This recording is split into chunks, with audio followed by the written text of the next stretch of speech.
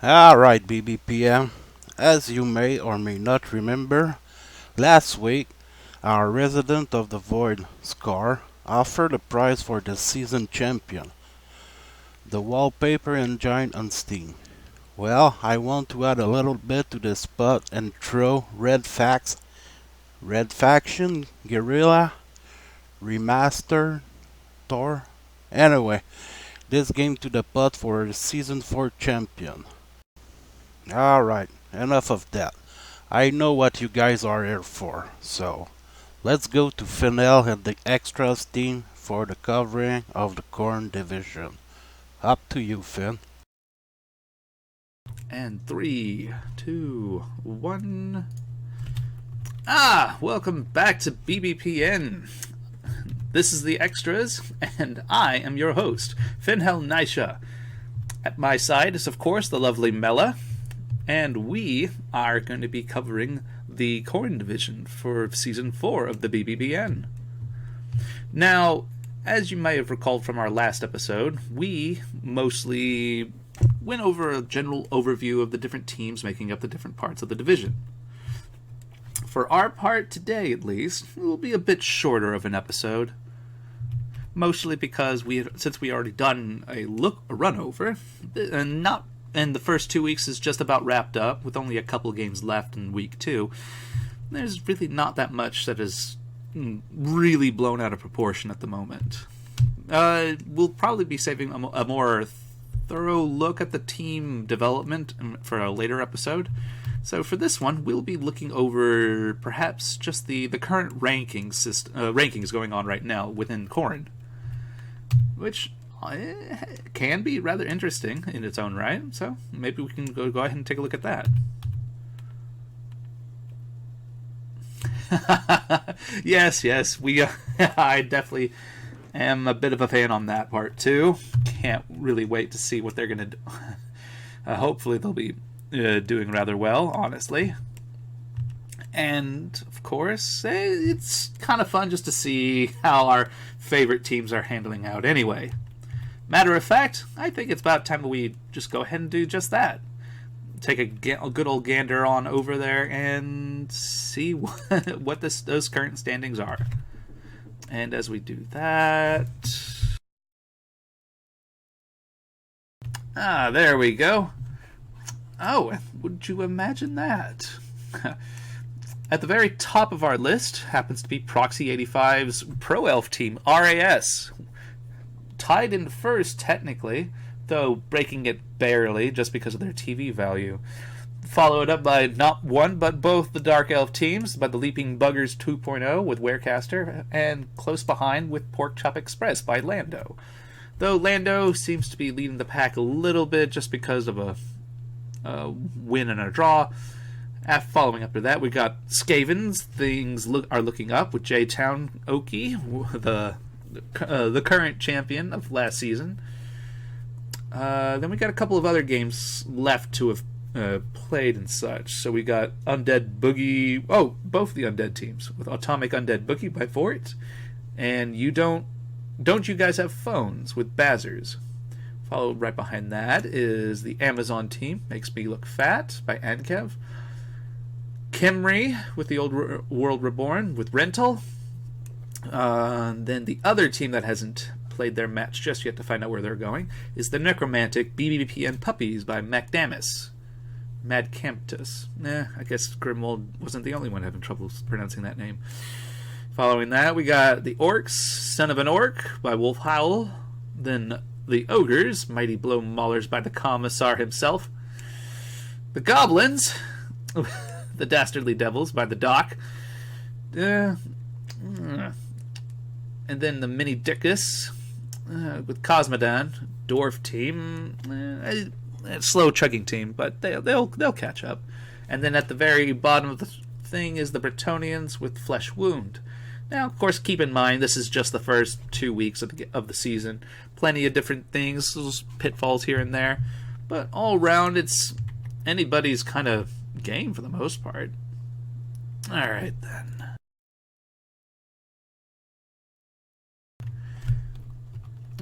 But, it is kind of surprising to see all those groupings. Wait, Mello, what's wrong?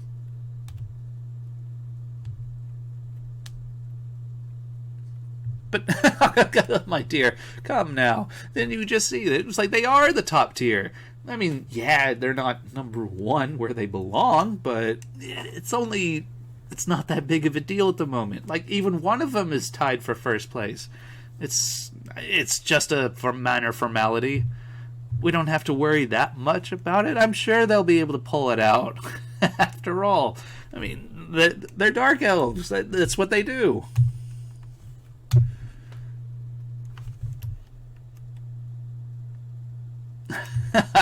Yes. That probably would make a. Hopefully, you know what? That's actually not a bad idea. Hey, Grim, why don't you just go ahead and give us an idea of? I think from what I've heard, there's been a couple of deaths already in Corn. Isn't that something that you can give us some good insight to? Are you sure you want to hear about this? It's not exactly a pretty picture. Oh, come now. Any death's a good death for you, Grimwald. Why are you being hesitant about this? Go on, give it to us. All right. Don't say I didn't warn you. All right, you bunch of jackasses. Welcome back to my segment of the show. And by now you should already know where this train wreck's heading. This is Body Counts. Now, as a fresh reminder for all you sissies out there, Body Counts is basically a body tally of all the different unfortunate corpses that decide to wind up on the pitch itself, which, of course, are generally donated to me and then repurposed and refashioned for various different things. Now, since we're only covering Corn this division, we could probably go into a little bit of further details, but the deaths on this tally board happened so early that none of them have been really players of note. If anything, they're just more doorstops and coat racks at this point. Nothing too tremendous. Just bunch of level 1s and all that. Speaking of which, we got 4 dead things this time around. We got a Dark Elf Blitzer, a Dark Elf Runner, a Dark Elf Line Elf, and a Troll Slayer. Huh. That's a lot of Dark Elves. Bet you didn't see that coming, did you, Finn? What? I didn't know about that. Oh, I bet you didn't. But don't say I didn't warn you. But, of course, with all the deaths of the living, there's also the unfortunate parts of the dead guys, too. This part of the episode is given over to the dishonorable mentions. Those necromantic coaches that decide to be utter dumbasses and somehow manage to kill the things that are already dead. Unfortunately... Well, I mean, probably fortunate enough, but it's a zombie that makes this list. I'm not even gonna dignify this any further. I mean, you know who you are. You did this. That was tiring. I'm gonna go back over to the gambling house, see if any of my spreads kind of went out my way this week. Yeah, good luck to you, Finn. See how this plays you out.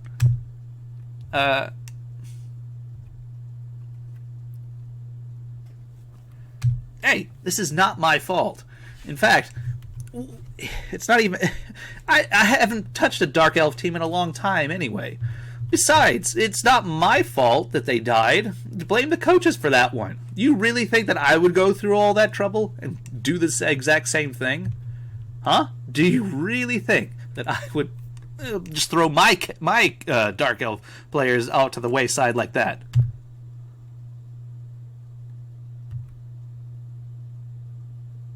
Well, that hit me a little bit closer to home than it needed to. How about we just move on over to Red Hand segment then? What you got over there for us, Red Hand? Oi, it's me again, and I'm the one covering this stuff up. Oh God, that's right. It's what the cheat, right? It's like you got the memo then, right? Like how to run that particular portion. Of course I do. I mean, I work for the boss. I'm his fixer, after all. But you know what? It's better to just show it than explain it. Alright, welcome to this side of the extras. I am the cheat, and I am filling in for the big boss as he's still taking time out, enjoying the countryside, and doing what orc things do best, which is punch and kill things.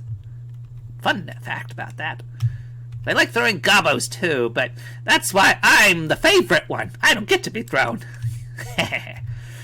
And as for this segment, it's Red Hand's Odds. Now, for all of you who've been probably wondering what Red Hand's Odds is, we over at the Gambling House like to take on certain bets and such for a couple of the different games that might pop up during the middle of the weeks and such. Now, with the first 2 weeks just about wrapped up, and only a couple games left, we are gonna really just more focus on the weeks 3 and 4. And from there, we just pick one game from each of those weeks and give specific odds on who's gonna have the best chance of beating who. And then, of course, maybe with a little incentive from the coaches and maybe the ref sides. Maybe flip it around and such. Just saying. Little money under the table never hurt nobody. Except the guy that you're trying to hurt. And as for this, we got on week number 3, our selection is the RAS versus the Leaping Buggers. Oh, it's elf on elf action. Oh, it'll be even better. Yes, they should probably just kill each other's now. Yes, save us all the trouble.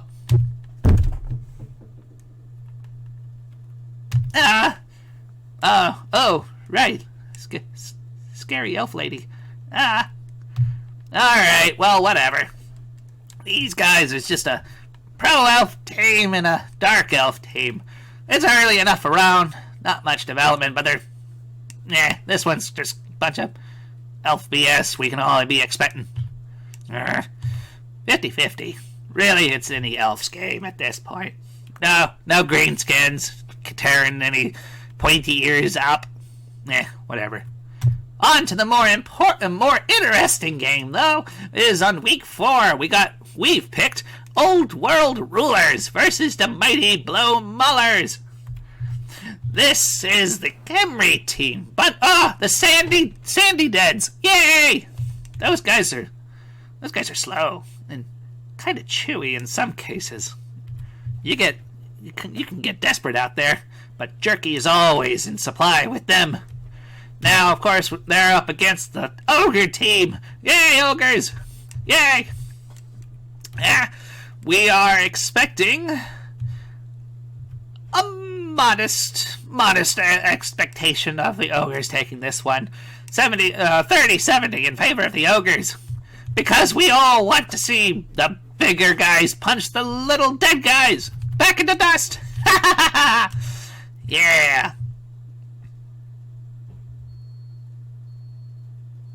Bad news! How is this my fault? Matter of fact, Mela, haven't you ever stopped to wonder maybe it's because of you that maybe all this pressure's been thrown up? You're expecting way too much out of this, and you're just gonna hope that things will turn out better? Oh, shit. This is not what I wanted to see. Oh, I just know this is gonna come back and bite me in the ass. This is Finhel Nisha, and I think this is a good enough point to cut my losses before the end. I'm gonna go ahead and leave off saying if I can't make my own luck, I'll just take it from you. Back to you, Cord. What do you mean you got arrested for a prank? They don't understand your sense of humor? Can't you send one of your mindless minions do your segment? Alright, I'll cover for you, Scar. Oh, hey, sorry for this. Thanks to Fennel and the Extras team, another great coverage of the Corn Division. Sadly, this week, our resident of the Void, Scar, is in vacation and his flight was delayed, so we won't get a segment in time. But he promised to deliver something awesome for next week. So let's go to good old timer, Good Time, for the coverage of the Nurgle division. Up to you, Good Time. Hello and good day. This is Good Time coming at you with some Week 1 coverage of the Nurgle division. Taking a look at the schedule this week, each team will be looking to start the season off strong and show why their team has a shot this season. Action will start here with the Vamplyte versus Protectors of Azeroth. Vamplyte, along the sideline after being sacked on a double GFI, Count Beryllium dodges into pickup, dodges back into open field with the ball, threatening to score. Not to be deterred, Protectors send Nathanis Blightcaller for 2 dice. Defender stumbles, jarring the ball loose onto the ground and marked up by the Protectors. In a last-ditch effort, free receiver along the side, Count Beryllium, feeling thirsty, re-rolls into failed dodge onto the ball, scatters all next to Norse, who would ultimately recover and score on defense, which would lead to a 3-0 result in favor of the Protectors. Now, next up, we do have the Toxies versus Slow. Starting here in the second half, after the Toxies were stalled out on their offense, Slow looking along the sideline, but not after Suri Nazi off the ground, 2 dice, selecting both down, jarring the ball loose, bobbled everywhere, falls onto the ground, contested by both teams. Slow would recover, but not after a big mark here, leading to 2 dice after a stand-up blitz coming out of Sergeant here, off the ground, stumbles, ball's jarred back down to the turf, bobbled back into contested territory once again. So now Slow looking to counter here with their Slayer, sees Dauntless, success, but 1 dice fails, Skulls. Oh, heartbreaking there as Slow sees their efforts result in a turnover, stalling out their offense with turn 16 approaching. Now smelling opportunity, Toxies with a 2 dice from Sergeant onto the runner, freeing up with the effort of Suri, the 2 Nurgle warriors, the workhorses of the Toxies. Frees up the Rodder, Heavy Mental for the pickup. Oh, failed!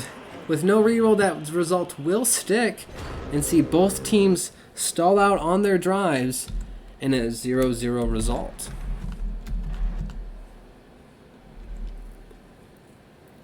Now next up, we do have the Jedi versus Bone Bats. Straight away, we will see a blitz for the Bats to start off the season. Sees Batman Smith, 2 dice, coming into pressure, pows the lineman down, right on to where the ball is going to fall down. Ball comes down from the rafters, bobbled into touchback. This would set up the Jedi along the sideline, looking for a quick score. Assist comes out from the Jedi, 2 dice, out of Han Solo, 1 and 9. Rerolls, double Skulls. Oh, not the result the Jedi were looking to start the season in their first drive with. This would set up the ball wide open. Robin Richards, the white, 2 dice, stumbles, ball's free, bobbled along the sidelines, straight out of bounds, scatters. Oh, deep into Undead territory, Well, they'll recover and go into score on defense and lead 1-0. Later that half, after a deep kick, Jedi looking to equalize. But after a failed leap, blitz pressure from Scarecrow, 2 Dice stumbles, ball's loose again, and collected by Scarecrow here. This would lead to the Bats going up 2-0 in the first half, resulting in ultimately a 3-1 win for their efforts. Now next up, we do have the Unicorns versus Asylum. Opening, we will see Asylum looking to answer the first half grind of the Unicorns. Pressuring along the sideline.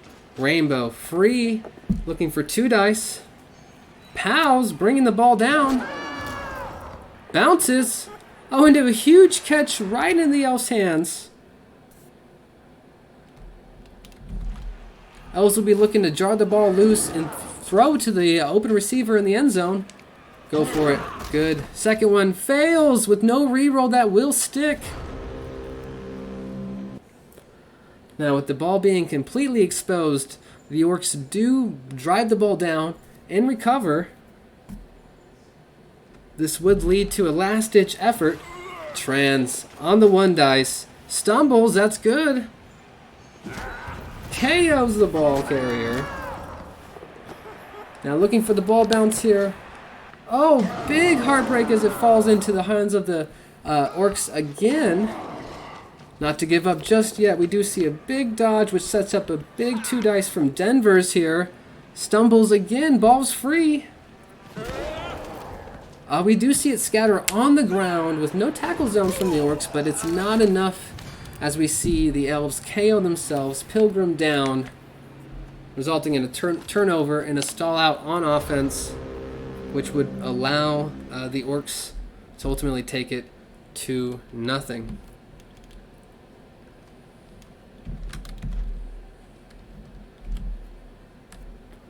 Now next up, we do see the Slayers versus the Honest Bunch. Slayers starting along the sideline here in second half after scoring on defense. Elf Slayer, 3 Dice, looking to free themselves. Big push, dodges, fails with the 1, re-rolls into a successful dodge there, running along the sideline. Goblins not to give up, will pressure once again. Goblin Slayer this time tries to free the ball carrier here, Elf Slayer, into just a push. Elf Slayer, smelling blood, goes for another hit. Pows. Oh, into a big injury there on Integrity, the Pogo. Armor value is smashed. That's going to hurt. And we ultimately see the Slayers march on to take a 2-0 victory.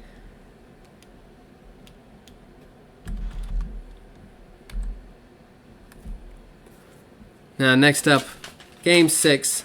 Don't Call Us Goth versus Chernobyl's Finest. Another game where we'll see action straight off the bat here as Finest Boris takes a 2 Dice, stumbles into a huge hit on Erdar. Dead! Right off the bat here, turn 1. Chernobyl's Finest proving they've trained well to start off the season. Now, Goth would be inspired and surf another member of Finest straight in the crowd into another death, actually. So it's deaths on either side. And it would inspire Goth to ultimately lead to this scenario. Ball being pressured wide open for Altharissa with a huge dodge. Second dodge fails. Rerolled. Good. 2 Dice. Oh, into double skulls. Oh, not the result they were looking for. As the Finest would march downfield and walk the ball into the end zone. Second half, Goth looking to answer. Trying to make space downfield. 1 Dice from Umir. Oh, both down and KOs themselves.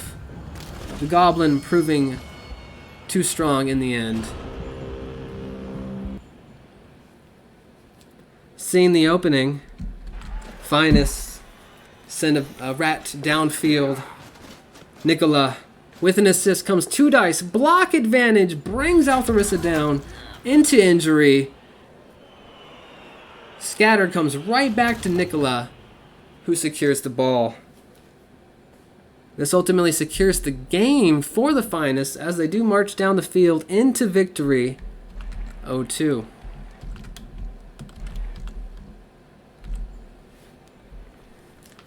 Now, last up here, we have the Horn Hats versus Dauntless This. After going 1-0 on defense, Dauntless This has lost the ball on their offense to equalize.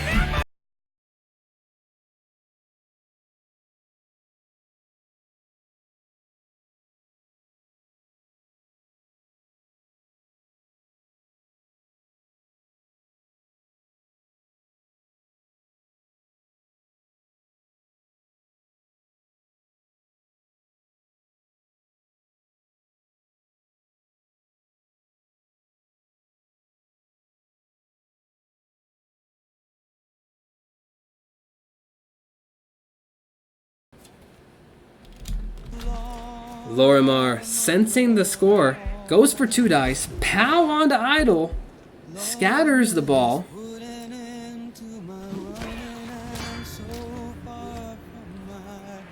Right back into his arms. Oh, right in the rain even. Dodges right out and looking to drive down the sideline.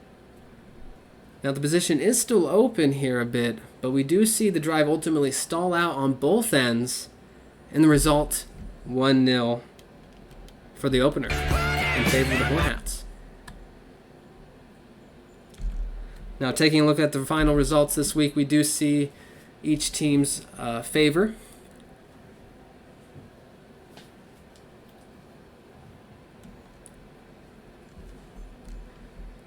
Now taking away the week results here, we do see in the leaderboard this week, day 2 does show some other results in favor here, but it's still quite early in the season, and we'll definitely cover those second week and third week games on the next coverage. Now this is good time thanking you for your time and sending it back to you. Thank you, good time. Another great episode of the Bbpn show that come to its end.